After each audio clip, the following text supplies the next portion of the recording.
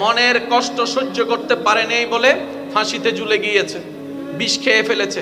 অপমান সহ্য করতে পারে নাই বলে সে সুসাইড করেছে। আত্মীয় স্বজনের কথা সহ্য করতে পারে নাই বলে সুসাইড করেছে।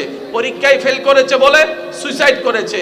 কোনো প্রিয় মানুষের থেকে আঘাত পাওয়ার কারণে সহ্য করতে না পেরে সুসাইড করে। আঘাতটা কোথায় লাগে? কানে, পেটে, হাঁটুতে নাকি? কারণ ওই প্রিয় মানুষটা যার থেকে আপনি আশা করছেন তাকে আপনি ব্রেইনে রাখেন নাই, কানে রাখেন নাই, মনে জায়গা দিয়েছেন। ওই মানুষটা কষ্ট দেওয়ার কারণে আপনার মনে আঘাত লেগেছে, আপনার মন ভেঙেছে, আপনি ডিপ্রেশনে চলে গেছেন, কষ্টে চলে গেছেন, আপনি আস্তে আস্তে সুইসাইডের দিকে চলে গিয়েছেন। রব বলে যে এইবার বুঝতে পেরেছো কেন আমি তোমাদেরকে বলেছিলাম মনটা আমার নামে দিয়ে দাও? আরেকটু জোরে বলেন। এবার বলেন, আমাদের ভিতরে পরিচিত অপরিচিতের ভিতরে সুইসাইড করেছে এমন মানুষ আছে না নাই?